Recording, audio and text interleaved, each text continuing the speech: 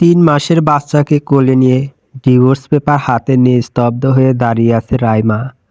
আজকে নাকি তার স্বামীর দ্বিতীয় বিয়ে, অথচ সেই জানে না। ডিভোর্স পেপারের দিকে তাকিয়ে ভাবে, তার এতদিন শত কষ্ট অপমান সহ্য করেও তৈরি সংসার অবশেষে এই ফল পেল সে। সংসার, এই সংসার কবেই বা আমার ছিল। এদিকে তার স্বামী আরেফিন তাকে তাড়া দিছে জলদি ডিভোর্স পেপারে সাইন করার জন্য। আর এক প্রকার না পেরে বলে, দেখো রাইমা, আমি তোমার সাথে আর সংসার করতে চাই না। আমি দীপাকে ভালোবাসি। আর বাড়ির সবাইও আমাদের ভালোভাবে মেনে নিয়েছে। ওর সাথে নতুনভাবে সবটা শুরু করতে চাই। তবে চিন্তা করিও না, আমি রাইসার সব খরচাপাতি নিব। টেবিলে রাখা টাকাগুলো দিকে আঙ্গুল দিয়ে দেখিয়ে বলল, এখানে কাবিনের ৩ লাখ টাকা আছে। এগুলো নিয়ে প্লিজ আমাকে মুক্তি দাও। আমার জীবনে আর ঝামেলা করিও না। এমনিতেও তোমার জন্য কম অশান্তি হয় না বাড়িতে। এটা শোনার পর একটা তাচ্ছিল্য হাসি দিয়ে মনে মনে বললাম, আমি সব অশান্তির কারণ। আসলেই তো আমি সব অশান্তির কারণ। এতদিনেও কারো মন জয় করতে পারিনি। এরপর নিজের সন্তানের দিকে একবার তাকিয়ে আর কোনো চিন্তা না করে সাইন করে দিলাম। তখনই আরেফিনের মা এসে মুখ বাঁকিয়ে বিষে ভরা মন নিয়ে খোঁচা দিয়ে বলল, কিরে, দেখছিস তো আমার নতুন বৌমাকে? তোর মতো অশিক্ষিত খ্যাত ফকিন্নি না। সে যেমন সুন্দরী মডার্ন, তেমনই শিক্ষিত।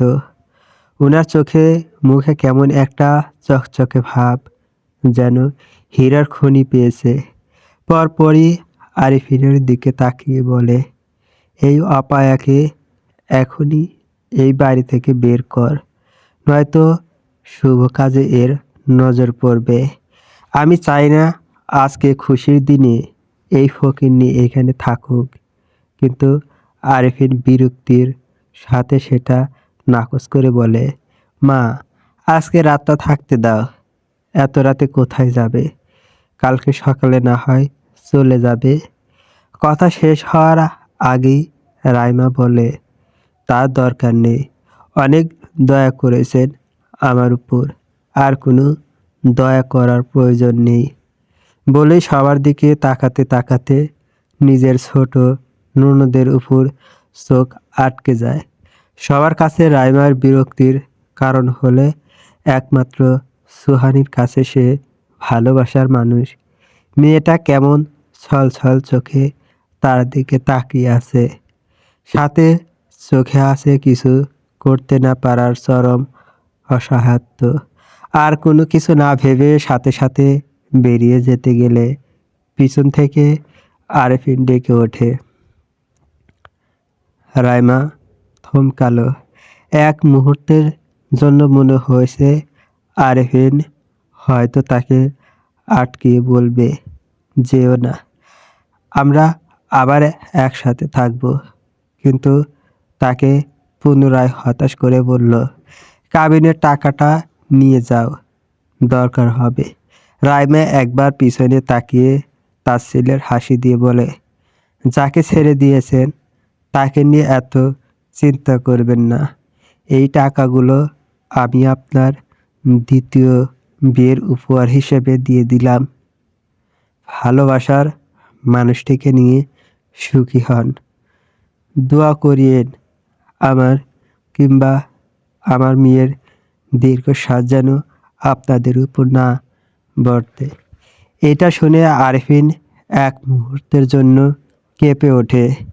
রামের দিকে বিরস চোখে তাকিয়ে বলে, অভিশাপ দিচ্ছ?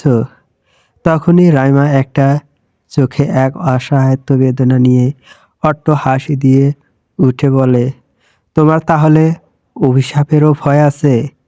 আমি তো ভাবলাম এগুলো তোমার মধ্যে নেই। থাকলে তো আর এসব করতে না। যাই হোক, তোমাকে কোনো অভিশাপ আমি দেব না। কিন্তু মনে রেখো, রুহের হ্যাঁ বলেও একটা জিনিস আছে, তোমার বিচার উপরে যে আছে সেই সৃষ্টিকর্তার উপর ছেড়ে দিলাম। আমি মনে করি তিনি তোমার যথাযথ বিচার করবেন। এটা বলে সে এক মুহূর্তের জন্য না থেকে ওই বাড়ি থেকে বেরিয়ে যায়। নিস্তব্ধ রাতে বাচ্চাটাকে নিয়ে বেরিয়ে আসে রাইমা। নিস্তব্ধ রাত মক্সফল শহরটাকে এক অদ্ভুত মায়ে ঢেকে রাখে। দিনের ব্যস্ততা থেমে গেলে শহরের রাস্তা, দালান আর অলিগলি যেন গভীর শ্বাস নেয়। বাতিগুলোর ম্লান আলোয় পুরনো ইটের দেয়ালের ছায়ারা নীরবে গল্প বলে, যেন অতীত আর বর্তমান মুখোমুখি বসে আছে। দূরে কোনো জানালায় জেগে থাকা একাকী আলো, কোথাও আবার বন্ধ দরজার আড়ালে ঘুমন্ত স্বপ্ন। এই শহরে রাত কথা বলে না, তবুও অনেক কিছু বলে যায়। নিস্তব্ধতার ভিতরেই মক্সফল শহর নিজের সত্যটা সবচেয়ে স্পষ্ট করে তোলে। কিন্তু এই শহরটাই যেন এখন রাইমার কাছে বিষাদে ভরা। বাইরে এসে দেখে তেমন কিছুই নাই, দোকানপাট সব বন্ধ। মাঝে মাঝে দুই একটা গাড়ি যাচ্ছে। রাইমা ফোন বের করে কাঙ্ক্ষিত নম্বরটি খুঁজে পেয়ে কল দেয় সেই নম্বরটিতে। ওপাশে রিং পড়তেছে, কিন্তু কেউ কল রিসিভ করছে না। বারবার চেষ্টা করায় অবশেষে সেই কাঙ্ক্ষিত মানুষটি কল রিসিভ করে। রিসিভ করতেই রাইমা ডুকরে কেঁদে উঠে বলে, খালা, তোমার বাসায় কিছুদিনের জন্য আমার জায়গা হবে? এটা শুনে ওই পাশের মানুষটি হয়তো কিছু বুঝেছে, কিন্তু তাও রাগান্বিত গলায় বলে উঠল, এটা কি ধরনের কথা শোনা?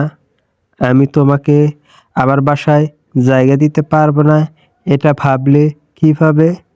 আমি তো তোকে সারা জীবনের এখানে নিয়ে আসতে চাইছিলাম, কিন্তু তোর ওই হারামি বাপই তো আনতে দেয় নাই। যাই হোক, এসব চিন্তা না, চলে আয় এখানে। এত রাতে এত দূর আসা তো আর সম্ভব না, বিপদ আপদের সম্ভাবনা বেশি। আজকে রাতটা আশেপাশে কোথাও ম্যানেজ কর, কালকে সকালে রওনা দিস। আমি কাউকে স্টেশনে পাঠিয়ে দিব। খালার কলটা কেটে তার কলেজ জীবনের একজন বান্ধবীকে কল করে। রিসিভ হতেই ওপাশ থেকে বলে, বাপরে বাপ, এতদিন পর কেমনে মনে পড়লো? তোর ওই হারামি জামাই শাশুড়ি আবার দেখে নাই তো? পরপরই একটা অট্টহাসি দেয় মেয়েটি, কিন্তু তার হাসিতে এক বালতি পানি ঢেলে রাইমা বলে, আমার ডিভোর্স হয়ে গেছে। এটা শুনে মেয়েটি থতমত খেয়ে যায়। এরপর পরই আমার দাঁত খিঁচিয়ে বলে, আমি জানতাম হারামজাদা তোর সাথে ঠিকবে না। ওই যে কথায় আছে না, কুকুরের পেটে ঘি হজম হয় না? তা তুই এখন কোথায়? এখন কি ওই বাড়িতে পড়ে আসিস নাকি? এটা শোনার পর রাইমা একটা দীর্ঘ শ্বাস ফেলে, একটু চুপ থেকে বলে, না, আমি এখন রাস্তায়। কাল সকালে খালার কাছে চলে যাব। আজকে রাত কি তোদের বাড়িতে থাকতে দিবি? বুঝিস তো, মেয়েটাকে নিয়ে এই শীতের মধ্যে কোথায় থাকবো? ওই পাশ থেকে মেয়েটি বলে, আরে এটা বলিস না তুই, কোথায় বল, আমি আসতেছি।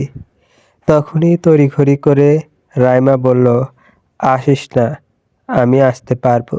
মেয়েটি, ওকে, কোনো বিপদে পড়লে তৎক্ষণাৎ কল করিস আর সাবধানে আসিস, বলেই কল কেটে দেয়। এদিকে রাইমা একটা সিএনজি ধরে বান্ধবীর বাড়ির উদ্দেশ্যে রওনা দেয়। একসময় গ্রামের এক চঞ্চল চড়ি ছিল রাইমা।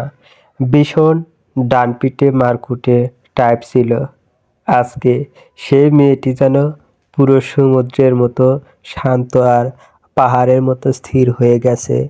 সময় পরিস্থিতি যেন এভাবেই বদলে দেয়। পুরো নাম রাইমা শিকদার, বাবা গ্রামে একটি হাই স্কুলের টিচার ছিল। টাকা পয়সা কম থাকলেও তাদের সংসারে সুখের কমতি ছিল না। কিন্তু হঠাৎ সব বদলে গেল। রাইমা মা তার দ্বিতীয় সন্তান জন্ম দিতে গিয়ে বাচ্চা সহই মারা গেল। এরপর থেকে বাবাও যেন পুরো বদলে গেল। কথায় আছে, মা মরলে নাকি বাপ তালই হয়ে যায়। সেটাই হয়েছে।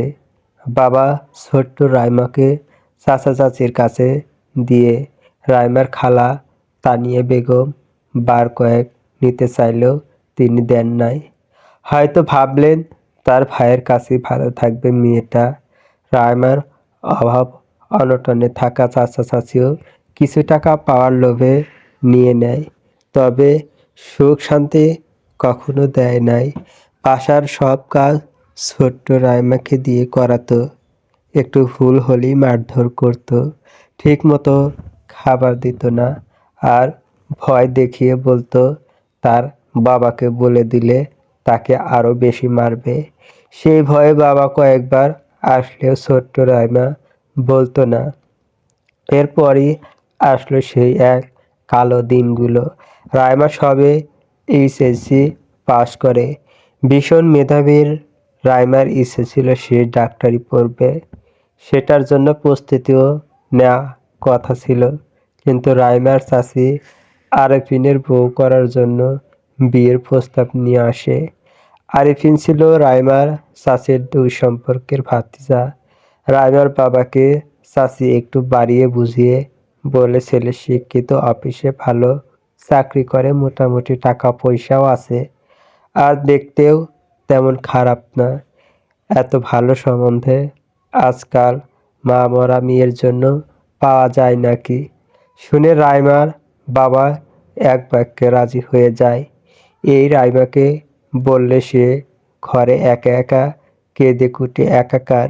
কিন্তু এটা ছাড়া যে আর উপায় নাই।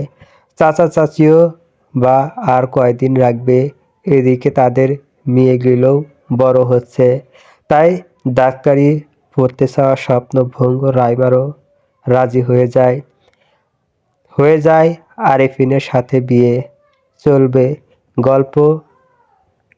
পরবর্তী গল্প পাওয়ার জন্য চ্যানেলটি সাবস্ক্রাইব করুন।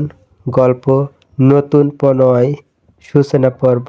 লেখনী সুহাসিনী মো।